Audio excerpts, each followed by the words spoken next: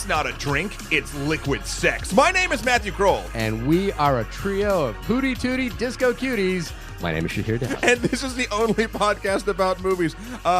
Specifically the film this week, can't believe I'm finally saying it, The Greasy Strangler. Shahir, you said trio, my friend. I did say trio because well, first off, this movie has been requested several times over by my favorite listener on the show, Baby Dread on Twitter, and he did exactly the thing which I asked for, which was that he gave us a very specific set of reasons to review this film. He wrote us a very detailed email, and so in response to that, I thought it was important that we have a guest on this show, particularly a guest who might know a thing or two about horror comedy, and the person we brought on was Matt Braunsdorf. Hello, everybody. Hey, Matt. Hello. How are you? I'm good. I'm your resident bullshit artist. Bullshit artist. Bullshit artist. Thank you so much for taking the time to see this film. Matt, you are a writer, director, cinematographer, editor, primarily for Comedy Central, but I've been trolling through your website for the last week.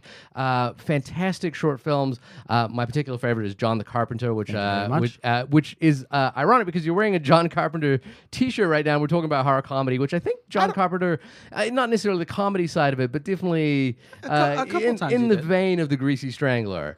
Yeah. And I would call it apropos, not exactly ironic. the shirt choice. It's good. I love that shirt. That shirt has got, my buddy actually has that same shirt. And when every bar we've ever been to ever, like we get free drinks based on that shirt. Excellent. Well, I screwed up because I actually wore my David Cronenberg from The Fly shirt yesterday. And then I watched The Greasy Strangler. I'm like, crap.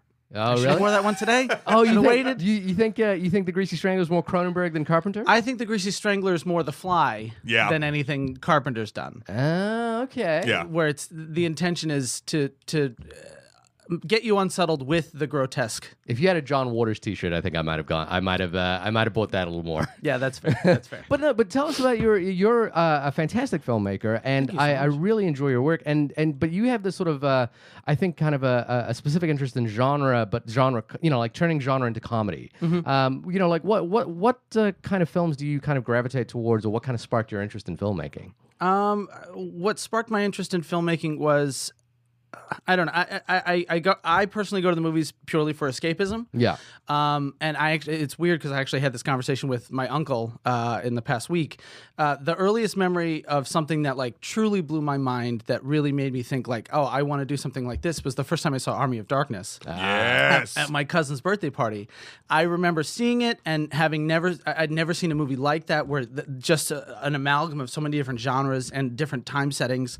And then I like recounted the whole thing to my parents, and I remember my mother being like, "Oh, please stop talking about this movie." And then my father was not a huge fan of it. "Oh, that's a low buck movie," my dad would say. Really? A low buck movie. Yeah, I don't think he understood what low budget. So he just was like, "Low buck, it's low buck. I don't want to watch it." Sorry that my dad is becoming Trump right now. He's not like that at all. But yeah, no. So as a filmmaker myself, yeah, I try to make stuff that isn't slice of life. Okay. So I like horror comedy because, I like to laugh, and I also like to put all your cards on the table, so to speak, as a filmmaker. Right. I feel like genre filmmaking demands that the cinematographer and the director and, everybody on the crew involved has to bring something that isn't subtle. Right. And I'm not a subtle person. Right. This T-shirt today is about as subtle as I get. I have a lot more stuff that is living life out loud, so to speak. Yeah. So yeah, when I make movies, it's always like, okay, what can I do to heighten this that much further? And that, of course, lends itself to comedy, especially sketch comedy, because that's what it's all about. You start someplace small, and then you build to the most extreme version of what you're looking at. You're also having a direct, like, unlike sort of non-genre films, you have a direct one-to-one relationship with the audience. You're trying to get a reaction out of the audience. You're trying to like get them to actually respond to the material you got. And I mean, in that respect, like, what? For me as a filmmaker, like seeing my film in front of an audience is kind of a big deal. I mean, and you play a lot of your work plays online. Have you kind of had that? Have you had that moment where you've managed to see it in front of an audience and they've gotten the response that you've exactly tried to get? Yeah. I mean, seeing John the Carpenter. Yeah. With my last 3 shorts that I made, all thankfully were accepted to a few festivals, so I got to see them in different audiences in different environments. My last 2 were romantic comedies. Right. Totally different than the stuff that I normally gravitate towards. And the nice thing about those shorts and getting to see those with an audience is you go in nervous, like, oh God, I don't know if this is funny. This might be just too sweet. Yeah. And people might not enjoy it. And then you're like, oh, they're laughing at things that I didn't expect anybody to laugh at. Yeah. There's one moment in my last short, Uber X, where one of the characters mispronounces Mumbai. Yeah. And he says Mumbai. Yeah. And there's a back and forth where the guy's like, no, it's Mumbai. Yeah. No, Mumbai, bro. Yeah. And the last year we played at the New Hampshire Film Festival with that. Yeah. We had an audience member who followed us. Well, like we kept seeing him at different events and different screenings. And across the room, he'd be like, Mumbai, Mumbai, Mumbai. You had your callback. Yeah. Well, like potato, potoro. Yeah. Is that what he said? I don't even know it. It didn't even sound. I don't know. Well, that again. That's a Greasy reference to the Stranglers. Greasy Yeah, yeah. Strangler. And so, had you heard of this film before, The Greasy Strangler? I had not. Even heard of it? Knew anything about it? Nothing? With this filmmaker, the only thing that I'd heard of before this was the ABCs of Death. Okay. Yeah. So, and is it something that you would kind of be in your wheelhouse of something to see? Absolutely. Okay. Absolutely, yeah. It's not something that I wouldn't often have the chance to watch it. Yeah. Because I feel like it is something that you have to watch with a group. I watched it last night by myself. Yeah, same. But yeah, me and my friends from college, who we all still are friends. We still, we came from college and we moved to the city. One of my best friends actually lives below me. Right. So all the weird stuff I typically end up watching with him. You didn't feel like you should knock downstairs and say, hey, come up? No, he was already in bed. Otherwise, I absolutely would have been like, hey, Dave, we got to check this thing out. Yeah. It's interesting that you bring up the whole, like, this is a film that you should watch with other people, because that was my initial reaction too, and I was hoping that someone else would actually have that experience. I guess we all did. Did we all watch this movie by ourselves? Yeah, by ourselves in our underwear on the couch. Yep. Well, wait, no, you didn't need that No, detail. Sorry. well, I mean, I made the very unfortunate mistake of having a slice of pizza while I was oh, watching. good. You know what I had? Salmon. But let's not talk about what we were eating while we were watching this film. Do you think, as far as just being a person that enjoys the deep dive into sort of into horror comedy in particular, do you think that is a genre that, and rarely would I even ask this question, but that really lives and dies sort of by the audience experience itself? Like, I feel like watching this movie alone versus watching it with a group of people, a la like The Room, even though that's not horror, but like something, or even Rocky Horror or something like that, is such a different thing. Do you think that this is the type of genre of film that absolutely needs that experience, or do you think that there's something that we can all learn by ourselves?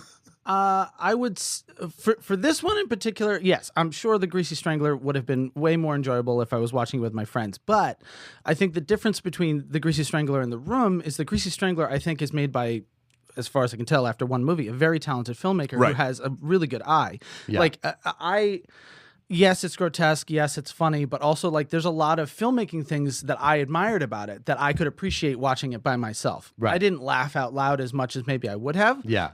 I did spend most of the movie going, oh, God, no, don't do that. And yeah, that would have been more fun as a communal experience. But I think this is the rare occasion where you've got a filmmaker who's trying to do some stuff and it works on its own. If you don't have, if you don't have people around, it still works. Yeah. Yeah. And my last thing, I just wanted to say, you had your story about Army of Darkness being the film that sort of like clicked that off. Yeah. No matter if it was a low buck film or not. Yeah. It's again, I'm sorry to keep gushing over the shirt and even John the Carpenter short, but the movie that did that for me was Escape from New York. Nice. Which just literally got me into the entirety of where I am sort of professionally. So like I 100% can relate to the watching a thing and being like, wait, people made that. Wait, I could make something like that. Like, it's very, very cool. Do you guys think that there are kids out there that might have watched The Greasy Strangler and decided to become filmmakers? Oh, sure. Do you think that kids are watching The Greasy Strangler? I think kids are watching The Greasy Strangler. Teenagers are definitely watching The Greasy Strangler. There's definitely like the 10 to like 14-year-old range that are watching this when their parents aren't around. And this is how old that I am. I was just like, oh man, they're hiding that VHS tape. It's like, wait, no, shit, no, don't say that out loud. Like, they're literally just downloading this or streaming it off of Prime, which it's free on. I feel like this would actually make like a good collector's VHS, right? Yeah, like, and I guarantee next time I go to Comic-Con, there's going to be, VHS copies of the Greasy Strangler. Yeah. Just to jump back real quick, so Escape from New York was, for you, the John Carpenter movie. For me, it was Big Trouble in Little China. Yep. That was the first John Carpenter movie I saw. And that is also not too dissimilar from Army of Darkness in that when I saw it for the first time, I was like, I didn't know that you could blend those genres together and make it work. And, you know, it's just the goal of both that and Army of Darkness is let's go as bonkers as we can to be as entertaining as possible. Yeah. And it's interesting. Again, Army of Darkness, you have that great moment with your father. With Big Trouble in Little China, I always had this memory of really like loving that movie and my father showing me that movie and being like, whatever. And then we actually did one week, I came home and me and my dad did a review of it for this podcast. Really? He did not remember showing me the movie. It's that moment where you're like, oh, not every special moment for me was special for you. Yeah. And I was like, oh. It's like that line from the classic film Street Fighter. Yeah. For you, it was the most important day of your life. But for me, it was Tuesday. Yeah, most important. Raul Julia. What I just remember or wondered right now, and maybe it's a difference of location, is for me, it wasn't Big Trouble in Little China. It was The Golden Child, which is the Eddie Murphy, Chinatown vehicle. And I wonder if it was just like that's the movie I got instead of Big Trouble in Little China. I'd seen Big Trouble in Little China, but I didn't respond to it that well. But then having something with Eddie Murphy in it was kind of like I was all about that. So we are excited to do the Greasy Strangler. I think Baby Dread's name is appropriate entirely in this case because I have to admit. We did dread doing this one a little bit. Right? I mean, a little. I mean, well, because I don't. You I was like, I don't really want to do this. And Baby Dread, to Shahir's credit, real straight up. Let's talk to the one listener as we often do. He was just 100% insistent on doing this, and it was because of the format of the way you wrote in. It was you presented lots of different reasons consistently about why we should do it, and then I went back and read them, and I sort of started coming around to it, but I didn't want to do it. What did you hear about the? I had just heard, and again, this might be. Well, we'll get into sort of if I think this is correct or not, but I had just heard it's fucking gross and stupid. And now those two things can also be things that attract me to a thing, but I think it's always the tone in which it's said to me. Right. And even people that I had previously sort of trusted in sort of this sort of genre were like, no. And I was like, okay. So I was a little bit sort of tainted in the wrong direction, I feel like, or maybe the right direction. I don't know. So I just was like, and there is something, I think, incredibly off-putting about the name itself. Right. Yeah. And I'm not a person that normally has an aversion to words. Like moist doesn't bother me. That seems to be I've a never big one understood for that folks. personally either. And greasy doesn't really bother me either. But there's something, you know what? It might even be the promo image. It's called the Greasy Strangler, and it's like in a frame with like these two odd-looking men, one a father and son, sort of that like I don't know what that pose is called, but like Elementary school like class photo or whatever. Yeah. So like, and I'm just like, oh God, one of them is going to be covered in grease and strangling people. And I'm just like, do I want to see it? And I never did. But we did it. Baby Dread, we did it for you. Thank you for writing it and being insistent and also being clear as to why you felt this movie was important for us to discuss. So if you recall, we made a point of cutting off our request line a little bit, just because we had a backlog of requests that we were taking far too long to get to. And so we made a sort of a requirement there that if you wanted to request a film, you had to write in very specific reasons for why you thought Matt and Shahir should watch this film. And Baby Dread did that by writing into us at onlymoviepodcast@gmail.com or hitting us up on Twitter at onlymoviepod, as he did every week with a Greasy Strangler gif, which I felt compelled to respond to. Matt, can you tell us, just for people who aren't Baby Dread, what the Greasy Strangler is about? I absolutely could. Here we go. Ronnie runs a disco walking tour with his son Braden. When a sexy woman takes the tour, it begins a competition between father and son for her love. It also signals the arrival of an oily strangler who stalks the streets at night. No, he's greasy. He's greasy. Also, so we read the IMDb thing because oftentimes it can glean what the public consciousness sort of thinks about what the topics these movies cover, or inaccuracies. The Greasy Strangler was already around before this woman showed up. Right. So I was going to say factually incorrect. Scene one. Yeah. They're like, don't worry, I'm not the Greasy Strangler. Yeah. Big Ronnie is all about. He wants people to know that the Greasy Strangler is around. Although Yes. I wonder how his killing spree has been prior to the arrival of Janet.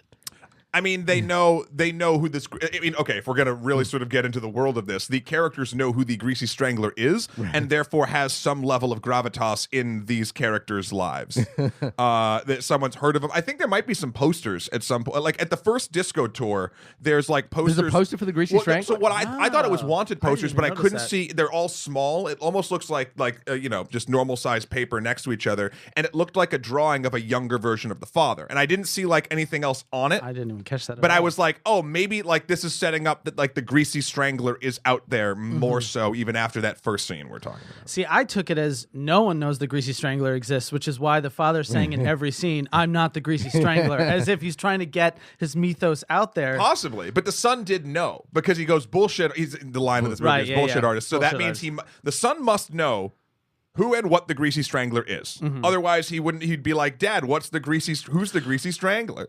Well, no, but the last half hour of the movie, the son's trying to figure out. He's like, I'm going to solve the mystery of who the Greasy Strangler is. Oh, I know. What I'm just saying is because like I think maybe Greasy Strangler's a small town killer and he's trying to blow it up, and so the son knows, but not like a ton. I don't know. He's prolific, if not anything, though. The Sure. Greasy Strangler is prolific. One thing I kind of want to get at before we get into the film, though, is what genre film this is, because I don't want any listener who tunes in weekly to suddenly go, oh, I'm going to go check out the Greasy Strangler without really knowing what they're in for. And I think the broad categorization of the films that we're going to be talking about are midnight movies. Yes. Right? Like the kinds of movies that have that reputation for playing, normally typically at midnight in a film screening because they're slightly out of the realm of what is quote unquote normal, but also have broadened out into topics that, most films don't cover, such as, gratuitous violence, gratuitous sex, and I'm thinking broadly about like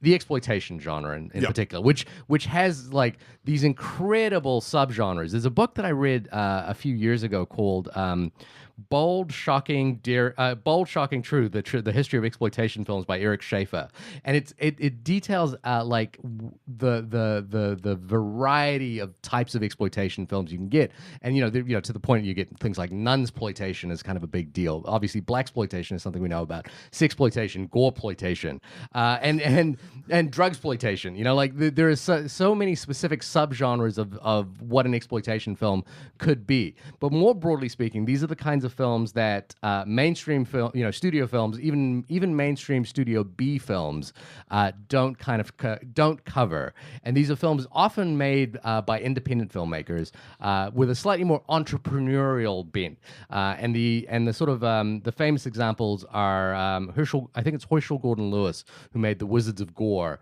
and that was a film that he made on his own, and he would take to road shows on his own. He would like literally carry the print from theater to theater, and the result is that you get things in these films that you would not ordinarily see in most movies. A sort of interest in gore, sex, violence, things that you just wouldn't see in an ordinary movie. So I want to really make clear that for listeners who are chiming in and think they might go check out The Greasy Strangler, that's kind of the ballpark you're playing in here, just to begin with. 18 plus. Don't be eating salmon. Don't eat salmon. That's kind of what I can say at this Especially point. don't eat salmon with gravy. And I would also say Hawaiian pizza, don't eat that either. Every time I bit into a pineapple, I was like, oh no. This is delicious, but no. The other connection is this film was produced by Elijah Wood and a person by the name of Ant Timpson, who may not be well known in the United States, but he's very well known in New Zealand. He is a New Zealander. And he's got a film coming out with Elijah Wood shortly called Come to Daddy. But Ant Timpson used to run a film festival in New Zealand called the Incredibly Strange Film Festival. And he was a guy who would bring in a lot of prints of old, hard to find, a lot of exploitation films. And I was exposed to a lot of really interesting films from there, because the other thing about exploitation films or the midnight movie is that occasionally you find like rare gems within them because they're so, unfettered by the boundaries of society and cinema as we know it. You occasionally find really wonderful things in them. A couple of the films that I saw there that kind of opened my mind a little bit was Alejandro Jodorowsky's film El Topo, Holy Holy Mountain, Takeshi Miike's film I was about to say Takeshi Miike's film Dolomite, which is not the case. Takeshi Miike's film Audition, and then I did see Dolomite there as well. Another film, Fight for Your Life, was something that I absolutely adored when I saw it there. And Timpson, I think, is an interesting guy because he, like, I guess in the sort of vein of like John Waters or something, these are people who are called kind of purveyors of trash, like people who indulge in the depravity of cinema. But Timpson is actually a really intelligent and well-versed cinephile. I think he's actually friends with Quentin Tarantino and Guillermo del Toro and all those people. They know Timpson. Timpson has a lot of prints. He's well known in this community, and I think. This is one of the first. It's not the first film he's produced, but it's one produced by his company, and I think his company, along with Elijah Wood, Spectravision, has an interest in these particular kinds of movies. We saw a little bit of a revival of these kinds of films with the Grindhouse films. That Quentin Tarantino. There was that little moment in I think it was 2008 or something like that when Death Proof and Grindhouse came out. Hobo with a shotgun. Yeah, Hobo with a shotgun. Everyone was excited about Grindhouse. And Machete got like 2 or 3 sequels too, or something like that. Me and friends of mine also made one as well. Right. Called The Blood Grinder. Nice. The Blood Grinder. Which sounds is very much in that realm. Yeah, it sounds very much on brand. Are you guys, in terms of the sort of the midnight outside the realm of kind of studio or even B films, are you kind of, do you go to see these films? Obviously The Room is one that we kind of all know about. Is there anything like this that I think, Matt, maybe you and I have talked about the story of Ricky O. Ricky O? Yeah. I love Ricky O. Have we not talked about that one? Okay, sorry, we haven't talked about that one. Ricky O's great. Ricky O is a thing. I'm of not beauty. familiar with Ricky O. Oh, really? Yeah, what is Ricky O? It is... prison exploitation. Is it Japanese or is it? I'm not sure. I'm not certain if it's Japanese, but it's a very violent martial arts movie. Okay. Yeah, it's extremely violent. Ricky O gets sent to prison and basically has to like fight through the culture of prison. Okay. Like the warden ends up being the big bad, right? Right. Yeah. Yeah. There's a great GIF out there of one of the moments where Ricky O punches a wall and punches the whole wall down. Yeah. And there's amazing scenes where like the camera will be going down the row of cells and it gets to Ricky O's cell and he's just like standing flexing, not working out, Just flex. just flexing. Doesn't at one point What a he rips off someone's arms that he's beating up and then he beats them with the arms? Yes. Yeah. That makes some sense. Yeah. Are you guys into these kinds of films? Yes. This is definitely a step beyond John Carpenter, who for some filmgoers might be on the fringes. John Carpenter, by comparison, is very mainstream. Yeah. Yeah. No, I don't know if I would necessarily go see this in theaters because I probably wouldn't have heard about it. Right. This is something that if I was at a festival, I would absolutely go to. Yeah. Whenever to a midnight screening. Yeah. Any of the festivals that I've ever been to with my films or just have been to a festival period, I always look up the midnight films and try to see them because, you're going to see really weird, awesome stuff. And then, through the grapevine, I probably would have heard about the Greasy Strangler eventually, and it would have been, hey guys, Friday night, what are you doing? Let's order some pizzas and watch Greasy Strangler. Which would have been a mistake. And then Which not would eat have the been a pizzas. mistake. Yeah. Also, real quick shout out to Elijah Wood for just being a fun, weird dude. Yeah. Back in Frodo times, you wouldn't really have known that, and now we're getting all sorts of great stuff from his odd mind. So I appreciate that. Although to be fair, back in his Frodo times, he was hanging out with Peter Jackson, who got Who his was start yeah. making movies just like this. That's the interesting thing is Peter Jackson is a filmmaker who kind of like started out in exploitation films like Bad Taste and Brain Dead. Meet the Feebles. And Meet the Meet the Feebles. Feebles, yeah. Which Meet the Feebles has become like the white whale for me. Like I want to see it so bad. Oh, you that haven't seen I've never seen Meet the Feebles, and I want to see it so bad that I refuse to like watch it streaming. So every time I go to like an a video store where they've got old VHSs and stuff like that, I'm looking for it. I want to find it in the wild, Right. and watch it on some sort of physical media, and I haven't been able to find it anywhere. Do you still have a functional VCR? Yes. Up top. Yes. You know what's funny? There's one right in that closet. I don't have it hooked up, but it's there. Yeah. I actually once filmed in a studio in New Zealand where Peter Jackson had filmed. I think he'd filmed Brain Dead there and maybe scenes from Meet the Feeble.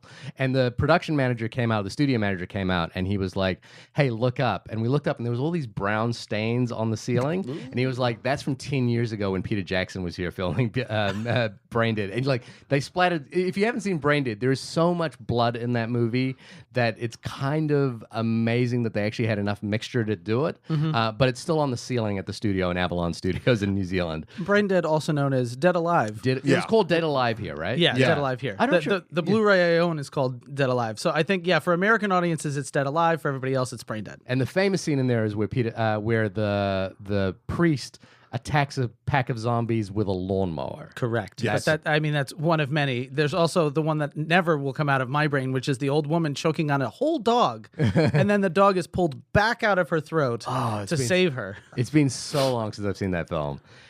So no, I mean, look again, listeners. If you're hearing the things we're talking about right now, and you're wondering to yourself, oh, I should check out this movie, The Greasy Strangler. Just be aware of what you're getting into. I mean, I just want to look at the last couple films we did was Ready or Not, It, just more mainstreamy horror stuff if we're going in this genre that we cover. So this is outside of that box. However, if you have the stomach and you've eaten at least maybe 3 or 4 hours ago, maybe check it out if you think this is up your alley, so you can continue this conversation with us, because it's gonna get weird. It is gonna get a little weird. Very weird. So Matt, I'm very curious. Oh, Matt Braunsdorf. Yes. I'm gonna have to do the Matt B and Matt K. If you want to, or should I just do K and you can Braunsdorf? just call me what everybody else calls me, which is Brawny. Brawny. Big. Oh, that's kind of like an abbreviation of Big Ronnie as well, which is appropriate. Sure. Yeah. So Ron. Oh God. First, I'm sorry, I do not have a fire hose penis. I just don't. That penis was the strangest thing I've ever That's seen. not a real penis, right? No, Obviously. they're all prosthetics. Okay, Yeah. because I was like, I got weirded out for a second because, spoiler alert, I don't really look at a lot of old men penises on the internet, so I don't know exactly what a penis looks like when you're an that old? elderly gentleman. And You're I not was like, Googling lemon party or and I anything? was like, wait, penises don't really, right? This isn't a thing, because it's like a triangle. Yeah, I was like, oh, he's uncircumcised. Go you. Go you. But it's like a sharp, red, angry point. Yeah. It's like a dog's penis. Yeah. Exactly. Yeah. It's the red lipstick, as some people would call it when Yep. dogs are very excited. Yeah. So I was straight up. That's the first thing you kind of notice in this entire thing. Can I ask one question as well? Did the penis get redder and pointier as the film went along? I don't think so. Because at the beginning I was like, "Oh, that's a penis," and I was like, "Okay." And then it was like later in the film, I found myself staring at the penis, going, "I don't understand what this is." I think it's. I notice it's red and pinkness in the close-ups. In the wide shots, it looks like a relatively normal penis. Yeah. That might have just been like. I mean, he's very well endowed. You know, I was very like, well yeah, I was like, his go son, you. on the other hand, Not so much. Well, no, I don't think it got. At least I can guarantee it didn't get pointier, because when he's greased up the first time that you see him, it's the exact level of pointy that it is at the end. So we said this was a review of The Greasy Strangler. It's really a review of his dick. I just want to get that out there real quick. Magnificent. Get ready for 30 more minutes on this. Yeah, dick talk right now. Which, to be fair, is sort of what the movie's trying to get you to do. Otherwise, he wouldn't have his dick is like objectively the fourth lead. Yeah, 100%. and a pretty magnificent one. Brawny, I'm curious what you thought of the film, just as a general impressions. Overall, I found it to be pretty delightful. Wow. I thought it was very funny. I thought it was very gross. The only thing that bummed me out a little bit is that it gets tedious. Yeah. Like, I was like, oh, 90 minutes, perfect. That seems like the right amount of time for something that I know is going to be this grotesque. And like, I was really into it, really loving it. And then, around like the hour and 15-minute mark, I was like, this could end now. Right. Yeah. And it'd be fine. Right. And in the last 20 minutes or so, I kept looking at the clock being like, oh God, there's another 10 minutes of this. Yeah. Because I didn't find much to latch onto after the initial jokes and grotesqueness of it. But I'd say if I had to give it a grade, give it a solid B plus. Solid B plus. Okay. B+. Well, that B plus I think is like a pretty respectable cinema score, right? Sure. Yeah. I mean, well, I think this movie is a hard one to grade in a traditional sense, because I mean, Sheer and I get into this argument / discussion all the time on the show. But what is a movie? Okay. Oh wow, we're bringing that. I'm just saying that's something that we could talk about. That sounds here. like a whole can of worms. That maybe, old chestnut's coming maybe back. we could do it later. I don't want to jump into it now, but it makes it difficult to discuss this in a I don't even want to say classically critical, but like in a way that you'd be like, Roger Ebert says the Greasy Strangler. It's like that doesn't quite make sense. I thought I totally agree with the too long bit, especially in a world like where Adult Swim now exists. You can make things that are 60 minutes. You could make things that are 40 minutes that are sort of like could be just as impactful. If someone told me that this was streaming and it was like a 35, 40 minute, like sort of that mid-tier short film thing, I would have been like, okay. And it did, like, it didn't offer you anything new past maybe 2/3 mark until the very end. The very, very, very end of the film, which is inscrutable. That is something completely different. But you're right; it wore out its welcome. And once I got beyond the salmon I was eating, and once I sort of got beyond the grossness and wondering if that was an actual older gentleman's genitalia, weirdly enough, I got bored. Yes, it's exhausting. Again, you're watching it and you're like, oh, I'm in for like, whatever. And I think I want to go back to even the thing I was saying before, where if you are with a group of people, what would keep this not exhausting is your banter back and forth with your friends. Right. And when you're sitting there just with you and your cat, and your cat's not laughing, then it gets into a weird spot. I also think this film has an odd, at least I took an issue with it, and it's of a sense where, it is very well made. Like well made. It's like the camera, like the shots are composed very well.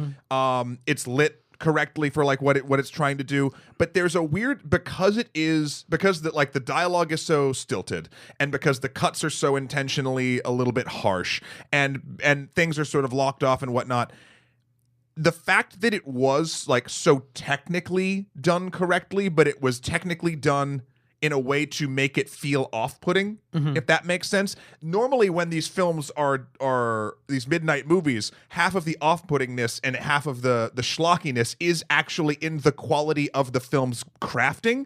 And this felt like someone crafting something incredibly skillfully to try to look like something that wasn't crafted skillfully. I'm not saying it exactly right, but that juxtaposition kind of threw me off. If this, say, had been a VHS tape, maybe it's even just the clarity of streaming or like whatever it was, but like this felt like I should have been watching it with like scan lines through it, and like and it's because it's a 2016 film, that's kind of how it is. But like there was something that took me out of the entire experience due to that clashing of feelings. Normally I'd want it to be a little more. It's funny, for a film like The Greasy Strangler, which you could call a very dirty film, it's shot very cleanly. Yeah. Okay. It's very stylish and very beautiful. It's that was a weird jump that my brain kept doing, and it did take me out of it in conjunction with feeling like it was a little long. Granted, the funny moments were very funny, and the shocking moments and the gross out moments were very shocking and gross out. So that's the goal. It did that. Yeah. It just could have done it, I think, a little quicker and maybe with a little more I don't know, maybe a little more grease on the lens. I don't know. You wanted it to be a dirtier movie. Yeah. You wanted it to be grimier. I was expecting grime, and I maybe the comedy does come from the fact that it wasn't. Like, if it was super grimy, maybe it wouldn't be as absurdist. Yeah. I don't know. There was a balancy thing that fell a little off for me. I think it loses steam because, like you said, after 2/3 of the movie, it doesn't offer anything new. Yeah. And like we're talking about other examples of grotesque movies like this, and I think Dead Alive, Braindead, is an excellent example of what I think a movie like The Greasy Strangler maybe should have done, which is, the intended goal is to make you laugh and to gross you out as much as possible, but Dead Alive builds to this absolutely insane climax that it escalates, right? It continually escalates. It's always heightening. Yeah. And I think that The Greasy Strangler doesn't do that. I think there's a point where it gets maybe wrapped up a little bit too much in the father-son girlfriend relationship of it all, that it forgets, I think, in the last half that it's supposed to be disgusting. Yeah. And when spoiler. Can we? We can. Spoiler alert: when the son takes on the mantle of the Greasy Strangler, I was like, okay, this is where we're gonna start cooking. Yeah, and then it's sort of just peters out. It becomes more of the same. Yeah, I think for me, like the things that you guys have identified are kind of the issues that I have with the film, which is to flat out say I didn't enjoy watching this movie at all. And it's not because I don't think I have a palate for these kinds of films. Like I think, like Dead Alive, I think is a really great example, or Brain Dead, because it continually escalates. Is that I think tonally this movie stays in one place and doesn't go beyond that. And in order for that to work, I think you do need the audience experience in order to kind of capture that sense of community around watching something this absurd. Because, as you both pointed out, it's expertly made. It's very, and I think for me, exploitation films sort of fall under two categories. One is that they're unaware of the limitations of their filmmaking, and that is kind of endearing or can be kind of fun. And the second is that maybe they are aware of the limitations, and that's the sort of or they maybe are aware of the style of film that they're making, and that's where the fun comes into it. So I think the Grindhouse revival that happened with Quentin Tarantino and Robert Rodriguez was really about that sort of wink to the audience. Hey, we know we're kind of doing odd cuts here. Mm-hmm. We know we're kind of doing absurdist kind of graphic filters over the film, and that's what we're kind of winking to you with. And I think in this film, there's such a degree of good craftsmanship that the absurdist tone kind of gets a little hard to bear because it doesn't escalate like you're describing it. It kind of it stays in one lane, and like the murders don't get more grotesque. Yeah. In fact, by the time the third murder happens, I was kind of like I was in that mode of like I wanting to fast forward and just get to like what's the big thing that's going to happen at this point. The second thing is in the vein of exploitation films, there typically are there are very few exploitation films. Although I'm sure there someone could come up with a list of female-driven exploitation films or female-driven midnight movies, and there's something about the dynamic in this film between Ronnie and Braden that and the film obviously places Janet in between them, but the way Janet is actually used feels, even for an exploitation film, so derivative that it's unpalatable, or it's difficult to watch. Thinking about that poor actress having to like be in this film. Yeah, I don't mind when films kind of. I don't think every film has to be woke or 2019. Yeah. But there's a degree in this film where I'm kind of like, I feel like it feels uncomfortable for the people involved in the film. I mean, I admire that the actress playing Janet. I'm sorry, I can't think of her name right now.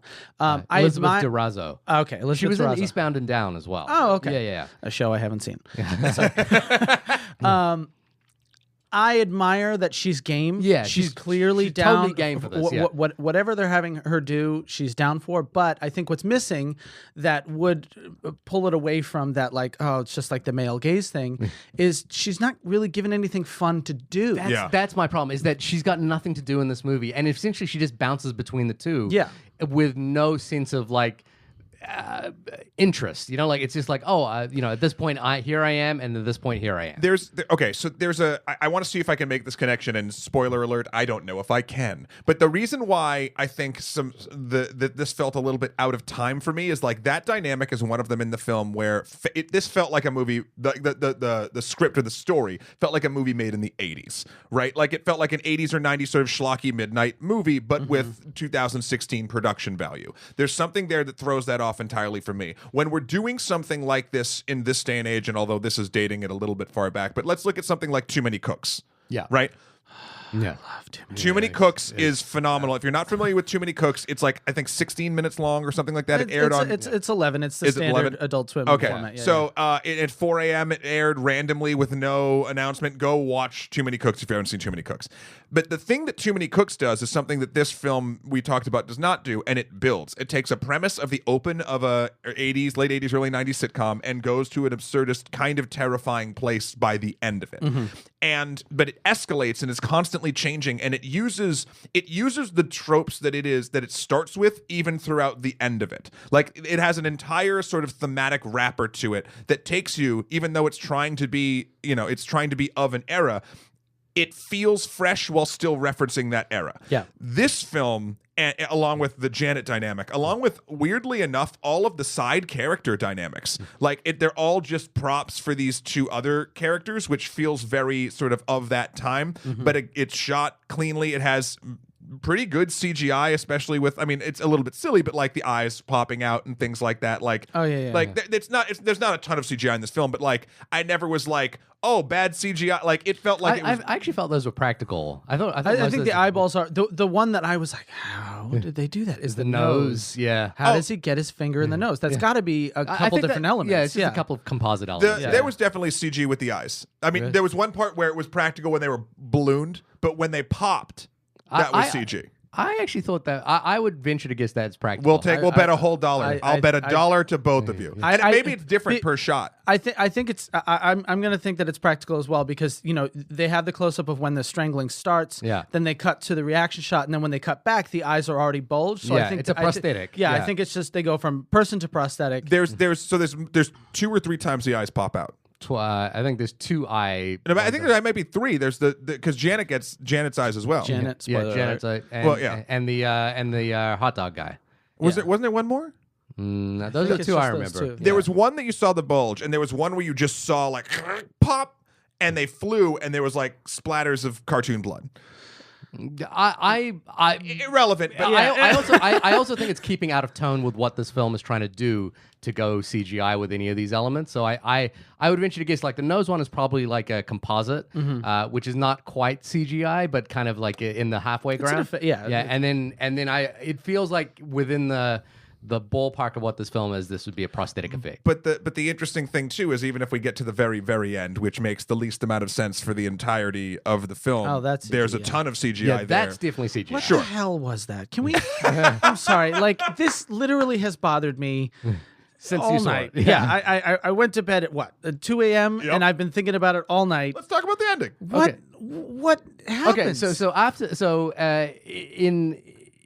I guess in the morality clause of what this film should be doing, you would expect Janet to be able to kind of, like in the planes, trains, and automobiles kind of mode of filmmaking where 2 people are conning a third person. The third person eventually wins, wins over in the day. And that's not what happens in this film.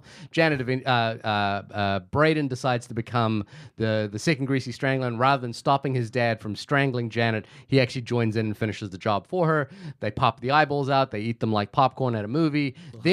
Then go out into the wilderness and witness kind of an almost surrealist execution of themselves from characters that we haven't seen before, where they're strung up against a wall. Oh, this is after they've decided to kill Ricky Pickles. Ricky Pickles with the stunning abs. Yes, Ricky Pickles with the stunning abs was the character that ran off with the mother of Braden and the ex-husband of Ron. Huge letdown, by the way. Yeah, you didn't see the abs.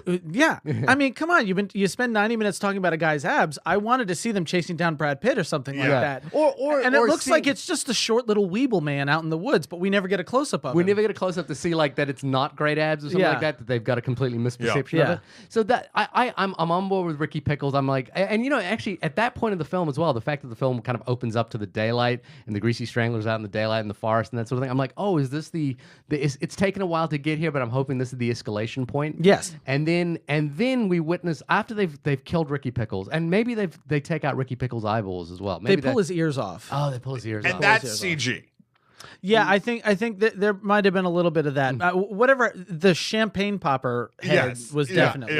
So then the next scene after that is they witness this execution of themselves, and it is that surrealist, like they're watching themselves being executed, and the final moment after that is them kind of like fully greased. Fully spears, Neanderthal, fully regressed into Neanderthal state out in the wilderness, walking towards camera, cut to black, and I think I can make a reading of this of that moment because it has to do with like this complete regression, and maybe that's a reprise from like the fact that they killed Janet without sort of any sort of moral comeuppance, and and essentially what the film is kind of saying by the end of it is that this is essentially like a failure of these two characters because they've completely regressed into a further state, that's beyond reproach. But it comes so late in the game, and that surrealism is so unusual and so sort of confounding that it kind of I feel like I'm stretching to make, I'm reaching to make it interpret it. Yeah, for a movie that's already pretty surreal, that moment is so surreal that it feels like it comes out of nowhere, and it doesn't quite make sense. But just to pop this reference out there, they basically become the tribe from Bone Tomahawk, essentially. I haven't seen Bone Tomahawk. I need to see Bone Tomahawk. I know, that's a movie. Very slow, but I hear an excellent film. Yes. I want to pull a review from Andy Webster at the New York Times, and I think this was... The New York Times reviewed this? A lot of places reviewed this film. 65% on Rotten Tomatoes. I was surprised it even had a score on Rotten Tomatoes. Yeah. I mean, if it didn't have Elijah Wood's name attached to it, I think it would probably fly under the radar. It didn't make a lot of money. Ben Wheatley's also... produced it, yeah. So Andy Webster wrote at the New York Times, cinematic provocation is always welcome, but John Waters and David Lynch, even at their most eccentric, have always had originality and a measure of heartfelt compassion. And this is the harshest line, and it's not coming from me, but Mr. Hosking, the director Jim Hosking, has only derivative posturing as the review. And I think that's harsh, but the line that I kind of thought about a lot, and Baby Dread actually mentioned this as well, being like the first kind of John Waters-esque film that we've done, although I will point out Swiss Army Man kind of falls into this category as well, is that John Waters, David Lynch do manage to find some soul within these stories, and I think the issue isn't like finding a morality to it, but if you're gonna spend 90 minutes with two characters, there has to be something in it for the audience to latch onto. And I wondered what was there to latch onto in this film. And I didn't. So the reason, I think there's two reasons why the ending felt disparate to me. One, tonally completely different, weird, nutball, whatever, and that's fine. You can do that. I mean, you just have to sort of tie it a little bit with your theme, even if it's not directly involved in your story. And the second that Braden sort of turns into the Greasy Strangler to I thought was going to be like a Greasy Strangler versus Greasy Strangler fight. Yeah. And then he just turns because becoming the Greasy Strangler, I guess, turns you into a psychopath, and then he's like close to his dad again or whatever. That to me, that was the weirdest moment in the entire movie to me, because the build to that point never had him remotely, like the way these characters are portrayed, they don't ever question a thing that they are doing.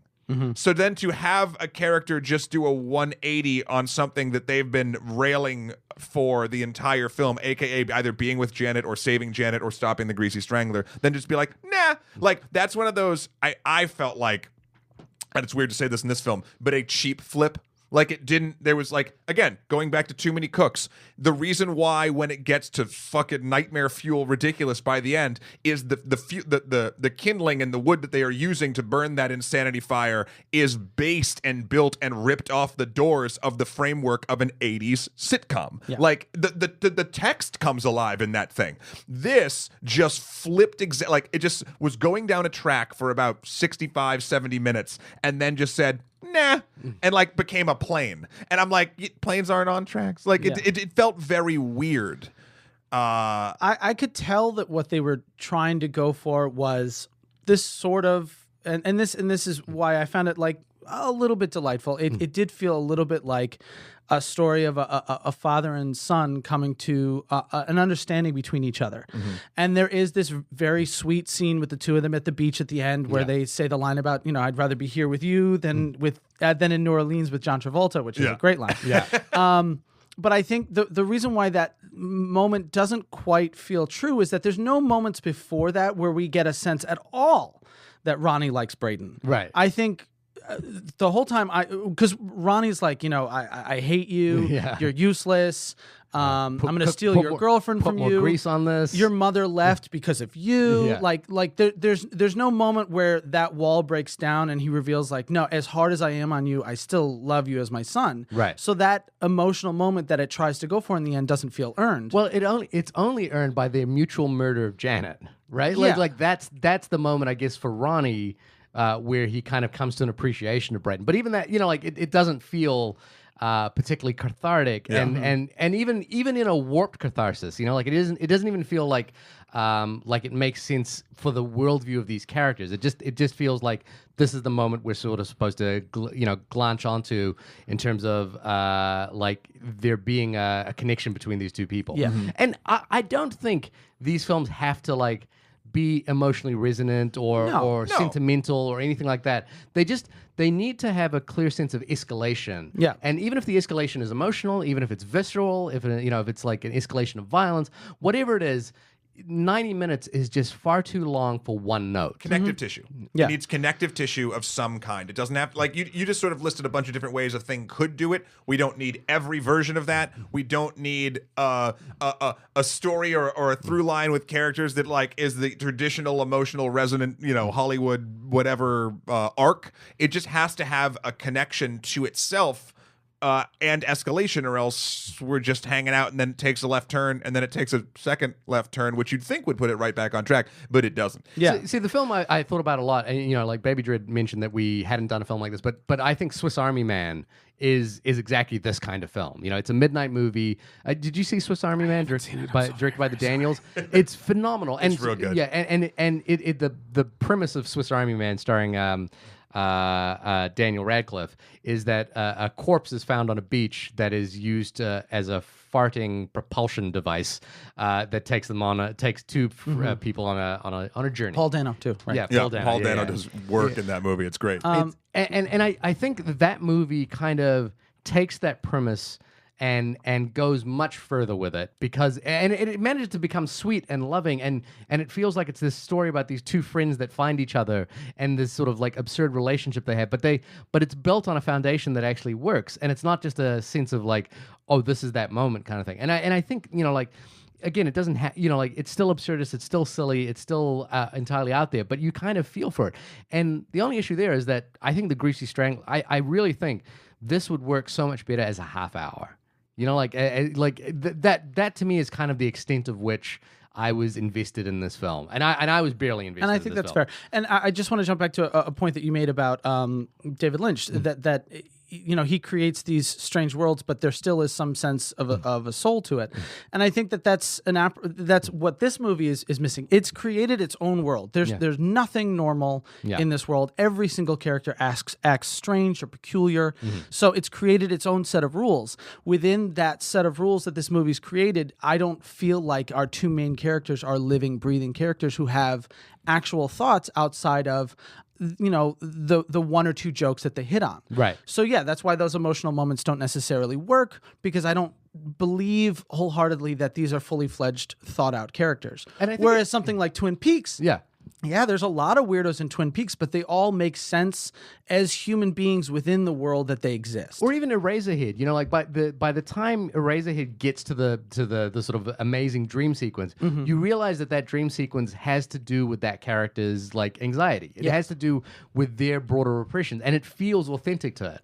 And it doesn't mean you have to like stop the movie and get sentimental or anything like that. It just has to feel like it holds together with some sense of like identity, with soul. And I think that to me is the missing factor in this. And I again, and then there is this sort of like male gaze kind of side of this film that, again, I think it's part of the joke of the film, but it feels ickier than the Grease stuff a little bit. Like when the film is kind of playing off these two characters against each other for Janet's affections, and Janet really does just kind of goes one way or the next. Yeah, you kind of start going, I felt more icky by that than I think other elements. This is the kind of movie that if you're watching on a larger screen, or it doesn't even matter the size of the screen, but then you like moments of it happen and you look to see if your windows are open. Like if people outside could see what you're watching, because you're like, oh, this out of context. I mean, in context, you're barely sort of like, what's going on? But then you're like, do I? Oh, okay, the blinds are. Oh wow, I just got embarrassed on what I was watching. Like, there's a lot in this film that. Oftentimes, I don't ever question. I'm like, there were moments in this where I was like, because it didn't hit on these moments we were just sort of talking about. Does it need to? Like, did this movie need to be made? Ooh, so this is one of Baby Dread's questions. Yeah. Should this film exist? Yes. And I wanted to play a clip from a roundtable that was done with the filmmakers and the producers to talk about why they made this film. So I think we should use that as a bouncing off point just to kind of start, and then we can go from there. So the people you'll hear in this interview are Elijah Wood, one of the producers, and the director, Jim Hoskins. So let's just tee this up. We're just fucking thrilled for an audience to see this movie. I am too, especially after we've been living with this movie for a year, and we just can't wait for other people to see it. This is something. It feels like this great secret. It's what I like to call. I call it gladiator cinema. It's like movie versus audience. Just like it's a very explosive no film. one's ever seen anything like this before, and I can't wait for the reaction. For me, the main thing was to make something that felt really totally different to anything else out there, and was like, really shaking things up a bit. I mean, I find a lot of films to be sort of formulaic and predictable, and I just wanted to make something that just defied any kind of easy categorization and would just surprise people and confound them, and even if they felt like maybe it wasn't necessarily their kind of thing, that they'd still feel like invigorated by it, Mm-hmm. That's what I want. When I go and see something, I just want to have a genuine connection with a film where somebody's really expressing something of themselves, and it's like, it's like a true vision of something. So that's what I wanted to do. I'm getting quite emotional. I can tell. I can tell. It's palpable. I'm tearing up. I feel I'm not prone to hyperbole. I don't think any movie even remotely like it has ever existed. It's a particular combination of elements. And that's a good transition, because didn't you describe it as fucked up? I think. I think I've used many adjectives to describe. No, this movie. were. It was fucked up, disturbing, gross. A lot of those. Yeah. Yeah, and deeply hilarious. Yeah, I guess. Yeah, what's disappointing about hearing that to me is that it comes across as though they made the movie specifically just to get a reaction from the audience, right? And not because they really had any desire to tell a specific story. It seemed like Jim Hoskins there was saying that, like, he wanted to express something. Like, well, what is it? Was this weird movie a way to express, like, how your relationship with your father may have been complicated? And you wanted to get that out there? Or is it literally just like, we wanted to make a movie and we wanted to gross people out, and that's all it is? And that's sort of, unfortunately, how the movie comes across. Because, after a little while, it's like, there's not much more to this other than being gross and funny and weird. That interview we just listened to made me hate this movie so much more. I kind of knew that would do that for you, to be honest with you. Really? Well, I mean, we've been doing this quite a long time. Yeah. Holy shit. Like, okay. Greasy Strangler in a vacuum for me is exactly what I've said up until this point. Mm-hmm.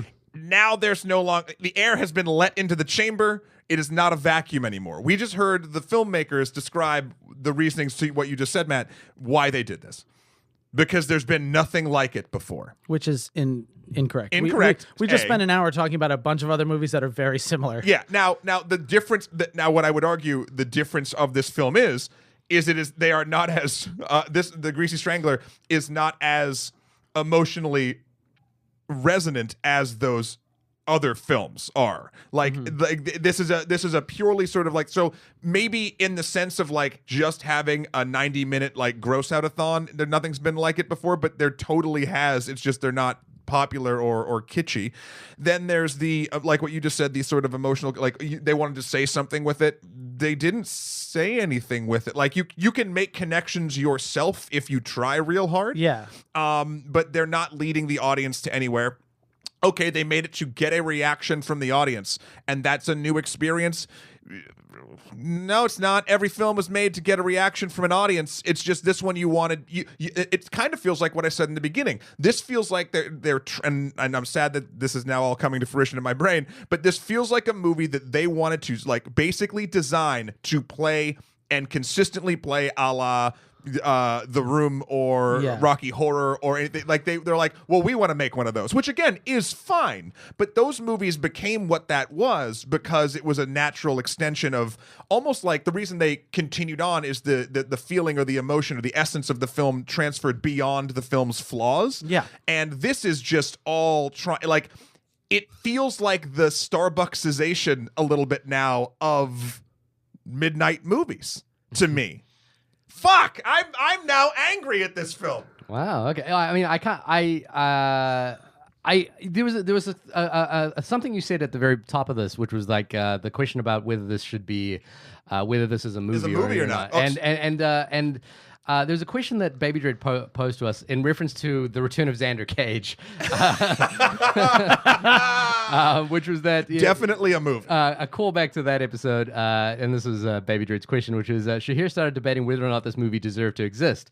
Despite his indifference toward it, the movie ended up making money, so in a way, it's fulfilled its primary purpose. The Greasy Strangler is a different story. I couldn't find or didn't know how to find the budget for the movie, but it made around $45,000. It's no blockbuster, but the difference is that the movie is really hard to recommend. I still don't know for whom the audience, for which audience this is. Since the question of whether or not a movie did exist come up from time to time, I wonder if this would be a good one to talk about in that respect. And I think you kind of prompted that with what you said earlier. Is this a movie? I guess I'm wondering what your thoughts are. Well, I want to prep Matt first and foremost. So, Jurassic World: Fallen Kingdom. Mm-hmm.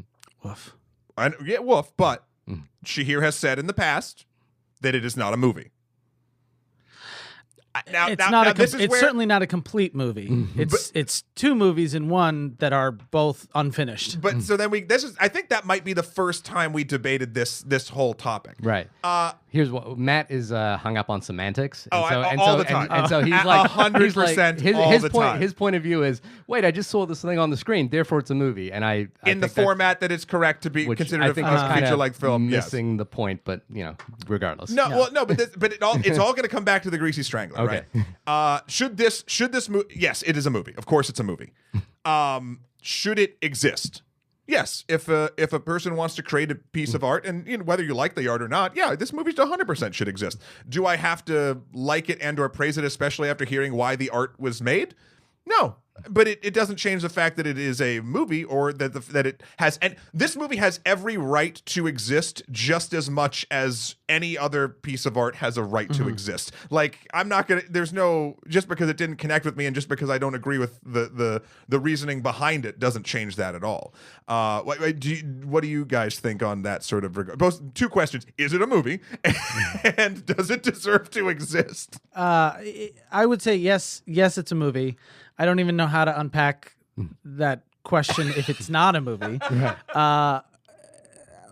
The thing with the quote, though, that I would say, the clip that we just listened to, I feel like maybe Elijah Wood set it up improperly. Maybe. And I want to hear more from what Jim Hoskins had to say, because like he said, like in the clip, he gets emotional about it. And it's like, okay, so there is something more to the movie for you as a filmmaker, and I want to hear about that. Elijah Wood, with his quote about like, we just wanted to get a reaction from the audience. It's like, I understand that you as the producer are trying to sell the picture, but there's got to be more to it. Yeah.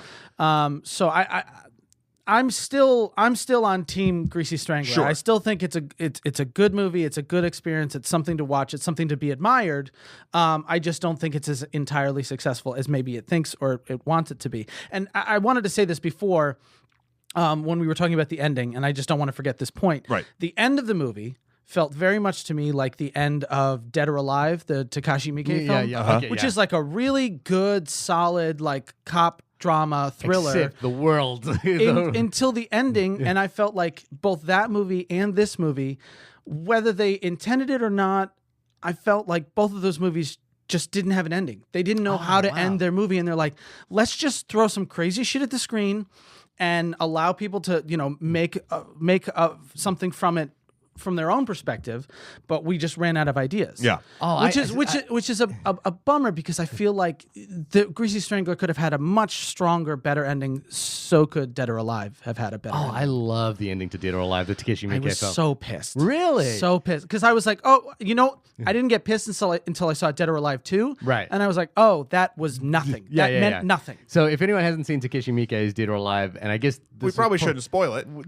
the ending is absurdist in the way that the ending of the Greasy Strangler is. It kind of, as you mentioned, it goes from cop procedural kind of mano a mano kind of film to like suddenly Dragon Ball Z. Dragon Ball Z, yeah. And it's and I guess I kind of love it for that angle. And I guess my point here is that in terms of this film, I didn't think the laughs or the disgust or the visceral reactions that I got were enough or escalated enough to like keep me interested in this film. And I think genuinely I felt like this was a film with 30 minutes of ideas that got stretched to however long it was. That's fair. And that was just it got repetitious and tiresome and difficult to watch. And then there's just this slightly icky factor to it, in terms of that sort of the role that Janet plays in this film that I think, it just didn't play for me. Whether it should exist, I think when we talked about the return of Xander Cage, my point there wasn't necessarily that the film doesn't have a right to exist, is whether we should be talking, whether we need to talk about it, because I wasn't that interested in it. And I guess my point here, which is maybe a reversal from that, is that one of the reasons I was interested to talk about this film, even after having watched it, which is that I didn't enjoy it, I started thinking about, well, we as a podcast should talk about film. We shouldn't only talk about films that we like. Yeah, of course. And we shouldn't only talk about films that we enjoy talking about or that we think have some value. We should talk about films that feel like they might miss that mark and maybe be proved wrong about that, and maybe have our points kind of challenged on that. So I absolutely think this film has a right to exist. My point about whether it's a movie or not, I actually think this kind of falls into that same category as Jurassic Park. Is it Jurassic World? Yeah, which is that it not feels, Jurassic Park. Jurassic Park. Which I is think that you'd say it feels incomplete. It feels half baked. It feels like it. Like it doesn't quite function in the sort of way I think a movie should function. And that's kind of where I'm coming from in that point. Well, I just want to, because I as much as I do like bringing up semantics on this show, I would like, do you have a definition of what you think a movie is? Or you don't have to answer that now, like just maybe eventually, because I don't want to keep bringing it up. Yeah. If it's something that we'll just go back and forth and we'll just say it's a semantical thing, because I am going just off of what I consider the definition of a movie to be a film that's roughly 90 minutes, shot in a certain way that is projected on a screen or put on a thing, and then the story is told throughout that medium. That's what I'm considering a movie. Now you were sort of saying something more along the lines of like the internal structure of it, like beyond its physical, I guess, limitations would also play into that more so for your definition. I think in the case of those other films, that we mentioned, the Jurassic World in particular, I think it didn't feel like there was a compelling reason for it to exist. But and in terms of like it has every right to exist, but it didn't feel like there was a compelling reason for it to exist. So right versus reason. I guess maybe that's it. Okay, we don't have to crack this egg right now. I was just curious. I feel like we're touching on just the nature of the story that you're telling. Period. Whether or not it's a complete story or an incomplete story. Yeah. And I feel like Jurassic World Fallen Kingdom is an incomplete story. Yeah. I think Greasy Strangler is a complete story. It is a complete story. Yeah. It actually does tell a story A to B. If you really want to get into the semantics, let's do it. Let's do it. Is it a movie? Yes, of course. It's a series of 24 photos shown in a row. It's a motion picture. But then you could throw up any 20. But I guess by that definition, you could throw up any 24 photos per second, and that'd be a movie. And that'd be a movie, right? I'm not going to remember the title of this, but there's a documentary from like the 70s where it's like a guy going like on a mountain climb, and there's like overlays of like bugs and insects. Yeah, and shit I know. Like that. It's Christopher Snow film, and it's I forgot what it's called, but he did another one called Wavelength. It's like the same filmmaker. Yeah. But okay, so that doesn't necessarily have a quote unquote story, but that's a movie. Yeah. and that's why Michael that's Snow. Michael Snow? Yeah, I know the film, and it's got the thing is there is that's more about technique, is that camera rotates around in interesting ways. Yeah. So you know what's interesting that he brings up that Baby Dread brings up the return of Xander Cage and the is part of the origin of why they wanted us to do the Greasy Strangler is, I think, weirdly, that both films, this I guess will be my final thought on this, both films, while they don't exist for the same reason, they both exist for a singular reason. They're not trying or they don't succeed past a singular reason. Look, maybe Xander Cage is a deep-seated look at Vin Diesel's psyche and what he believes masculinity should be versus toxicity or whatever. Or maybe it's just a bunch of money where he gets to snowboard down a dry mountain and fix cable TV for a small village. I don't know which that is, but I know what I saw. It's a star picture. Yeah. This film, The Greasy Strangler, maybe does have something for I'm sorry, who had say everything? They had the emotional Jim response. Hoskins? Yeah, Jim Hoskins, the director. Maybe there is a thing where this started as a seed of something where, like, it is about a son not being able to connect with his father, and because those story beats are there, or you can see them in the distance. You don't ever hit them. Yeah. But what the film that we got, based on however it got there, has the exact same emotional punch as XXX: The Return of Xander Cage.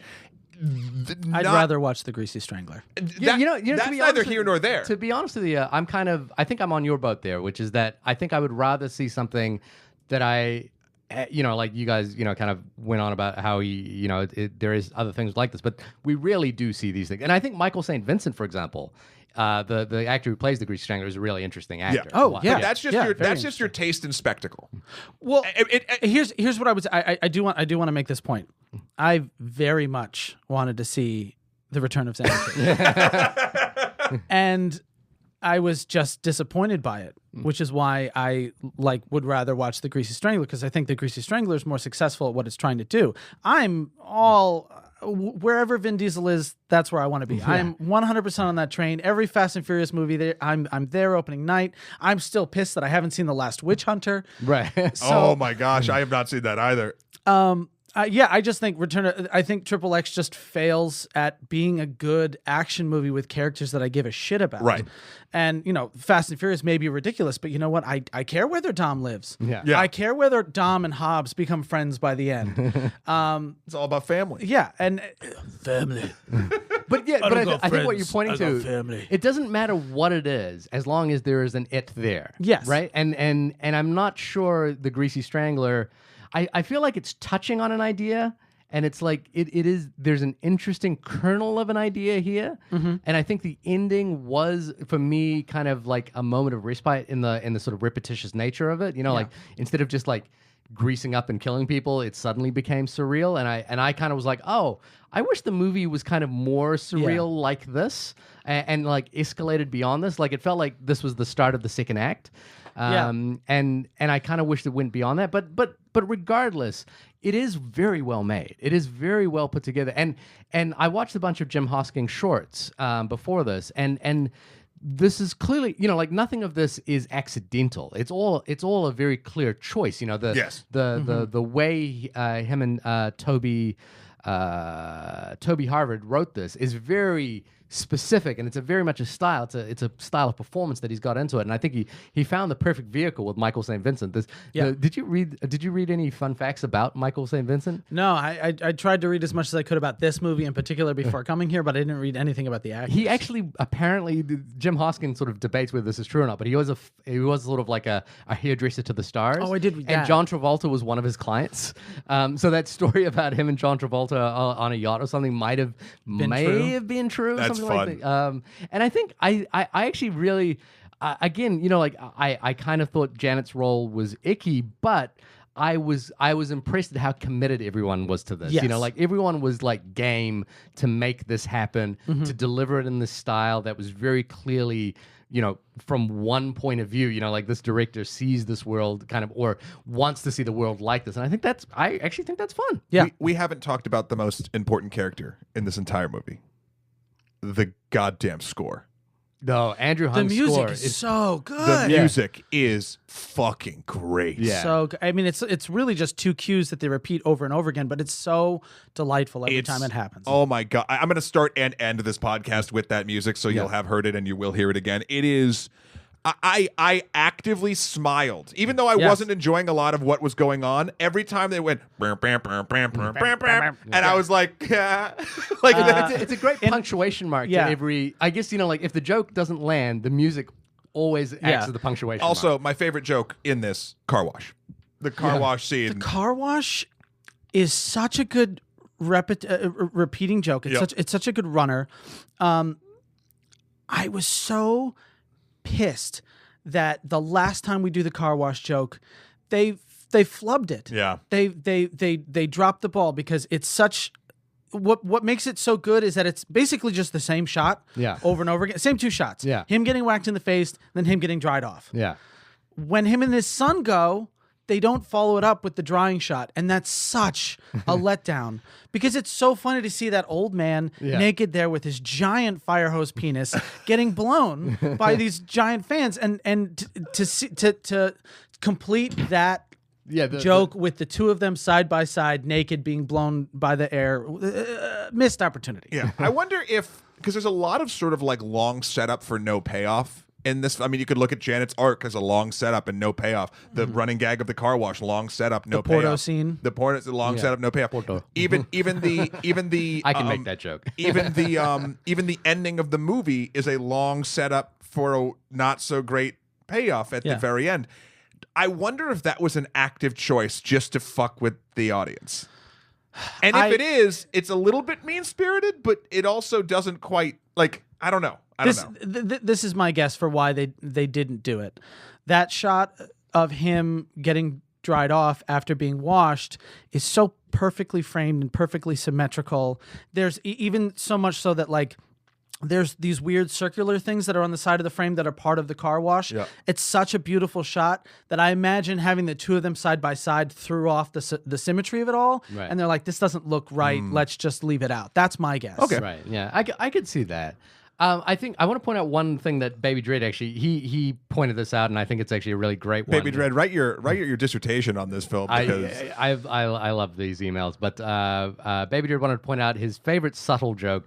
I believe that in the world of this movie, that paper money is the actual currency that is used. I love that. Initially, I thought this was just trying to fool the blind car wash guy, but he uses the same money with the hot dog vendor. And I love that little detail that they have like hand drawn money. Yeah, and for some reason he sticks it in his butt. Like he pulls it out. He pulls it out of his butt, and it's like it's just this little detail. It's not referenced, not called out, but it just kind of like points to this idea that you are living in a cartoon world. What I loved about the paper money is that that's an excellent detail of a world that you've created. Yeah. If this is true, what else is true? Yeah. If you guys have purple turtlenecks that have zippers in the back, which is a very weird thing. Yes. Then of course you would have paper money. Yeah. And I think there's something about the interactions, like especially Hootie Tootie Disco Cutie, like kind of thing, where you do feel like this is a movie that was made by toddlers. Like it's got that sort of like real like kid sensibility about it. The way people like they don't ever escalate the interaction. They just repeat the same things over and over and over again. And it kind of has that like, without the sort of self-awareness of South Park, but it has the kind of like structure of a South Park joke where people are just yelling the same things over at each other. Would you say that it's juvenile? Yeah. It's somewhat juvenile. It's cadence of speech, not topic of speech. Like, because like kids will just say the same thing. Like, bullshit artists. Like that's the answer to everything. Yeah. But then they obviously drop some crazy fucking terrible words in this movie too. So yeah. But I guess, like if you look at the ending in that respect, where these two characters kind of like fully regress into that mode, I guess you could say there's potentially some reading that is interesting. And I'm glad that it wasn't just like them being on the beach at the sunset, at sunset or something like that. It was actually this sort of like odd shot where they're kind of walking in wilderness with spears. Mm-hmm. It is somewhat more provoking than just them kind of like fading off into the sunset. Yeah. The end of this movie is where 2001 starts. Right, yeah. Also the crotchless sort of disco the outfit. Crotchless. I don't know. When he's getting dressed, I missed it, but I feel like that's like a cowboy shot and we don't. Yeah. quite see it, but I didn't notice that until they were at the disco club dancing.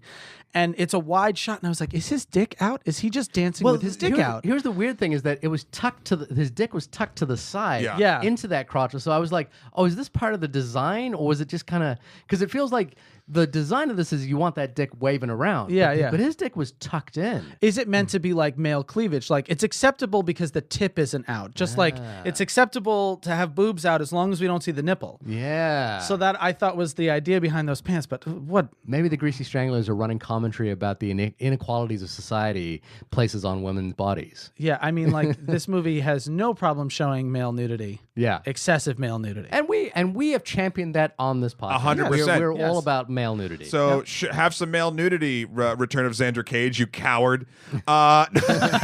Anyway, this has been the only podcast about the Greasy Strangler. Baby Dread, we did it all for you, We buddy. did it. Matt, thank you so much for Of coming. course, thank you for having me, guys. This has been a delight. You have to come back. I want to. I have so many more John Carpenter type things I want to talk to you about. Yes, please. But we should. Well, definitely if we do something in that oeuvre. But seriously, anytime you are interested in coming back about any film that you are either pumped about or that you fucking. I heard you hate. disagreed with our It review. I did, and all right. So Come on, Cliff Notes. Cliff Notes. Cliff Notes version. And the audience can take sides. Overall, listen, I haven't read the book, so I don't know all the minutia of the mythology and whatnot. Overall, I found the second film to be more enjoyable than the first, personally. It also, but to your point about it not being quote unquote a horror movie, I think that's way off base. It is definitely a horror movie, but it's a blockbuster horror movie. It's all about big spectacle. The biggest thing that I like while I was listening to the podcast, like was yelling, and I was like, no, you're wrong. This is why we wanted you on the show. Yes, the collection of the totems for the ritual of Horcruxes? the ritual of Chud. You were like, it was pointless. It had nothing to do. There was no reason why they had to do it. It was useless. No, I think the totem was specifically there to force the deadlights to manifest themselves in a physical form that they could interact with, because there's that whole line about the fact that once they do get the deadlights into the canister and he comes back out, then they're like, oh shit, you didn't tell us about the third part of the ritual, because he'd scratched it off. And that third part of the ritual was they got the deadlights into that, and then he came out and they failed. They couldn't defeat him. So I think the whole point was step 1, collect your totems. Step 2, do the ritual of Chud. Step 3, now that you've forced him to manifest himself, Right. take him out. So that's where I was like, oh, excuse me, point of order. I do like that myself in your mind and your father in your mind have the same voice. My girl voice and my boy voice, they're basically just the same thing. Listen, that's a really strong argument and a good read for it. I will say, while that could entirely be true from a narrative perspective, the way the film structured itself and treated that whole process made it still feel perfunctory. Even if the ritual was like that was the actual thing, I will stand on my hill. Listen, it's not my fault you weren't paying attention. Oh, to the no! movie. All right, dude. All right. All right. Wait, now it's your voice. It's a high I don't understand. I actually completely agree. I agree with Matt, with Bronny. Which one? Damn it! On this one. But I think, yeah, I'm sort of like in the middle camp here, which is that I still don't think it worked. But So you still agree with Matt? Yeah, which Matt it is, I don't know. yeah. It doesn't really matter. Oh, sorry. Oh, what? Last thing. Yeah. Chapter 2 or Greasy Strangler? Chapter 2. Last thing. Something that I completely perceived differently than you guys. The big moment with the yippee-ki-yay motherfucker with Bill Hader. Yeah. When he gets hit by the deadlights. You thought that was hilarious. I loved it. I thought that was one of the scariest things I've seen all year. Just that immediate one frame change of him being like this, and then suddenly he's like a doll. His eyes are white. That scared the shit out of me. Yeah. I legitimately jumped. My wife grabbed me. That was a huge successful scare for me. It might have had. I wasn't scared. I audibly. I did. I guess jump would be the term. I was like, and I definitely remember smiling huge. Like I was giddy at that moment, which is not normally how I'm scared. So I was.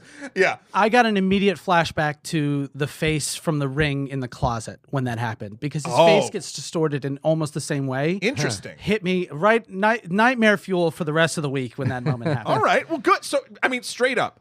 I am glad you had the reactions that you did to this movie, because I think I loved the first one. Upon watching it more, I liked it more. And honestly, hearing your response to number 2 kind of makes me want to. I have not wanted to watch it number 2 again until this very moment. Look, I think what we do on this podcast is we're just trying to get a reaction, bruh. We're just trying to get people, to respond. Just trying to get a rise out of you for shits and giggles. Yeah, that's why we say half the things we say. Austin Powers. Austin Powers films. Fun fact, Austin Powers as a character doesn't age well. Dr. Evil as a character ages perfectly. Well, in the time we live in, Dr. Evil feels more relevant than yes. Like what in the time we live in, Austin Powers feels like he would be the bad guy now, and Dr. Evil would be the good guy. I mean, or Dr. Evil would rule the world. If anything, this is a whole other episode, but if anything, Austin Powers is a more relevant character now than he ever has been, because he is a comment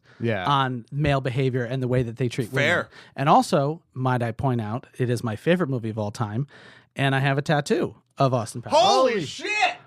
This was completely unplanned, but we got there though. Maybe it was a sub. I noticed the tattoo, but I didn't quite realize what it. But it's completely obvious. I have tattoos of my 2 favorite movies right now. So both. I tried to be aspect ratio, right? That is an aspect ratio, but it is the aspect ratio of True Lies, and this is the font and color scheme of the text of True Lies, which is my least favorite James Cameron movie. Shut up. My least by a long shot. Shut your mouth. All right, future episodes. Austin Powers, True Lies. Let's make it happen. Yeah. Okay. Holy shit! All right, we got lots. We've been going too long. Shahir, when you are not greasing up your own stranglers, where can folks find you? I think greasing up my hot dog would have been a better one. Nope. I get to choose. Okay. You can find me being greasy on my website at shahirdaud.com. That's SHAHIRDAUD.com. Matt, when you are debating the existence of 24 frames per second, where can people find you? You can find me counting every glorious still frame moving past your brain to trick it into thinking there's actual motion at MATTHEWKROL.com for my life and works. Also, Skeletor, the number 4, PREZ on Instagram and PSN, or Emperor MSK on Twitter. Also, please check out the good works we're doing over on Extra Credits. We are just finishing up our Inca Empire series on Extra History, which is super fun, and a couple other things. The real core loop of video games, basically how our brains sort of trick ourselves into solving video game problems on a micro and a macro level.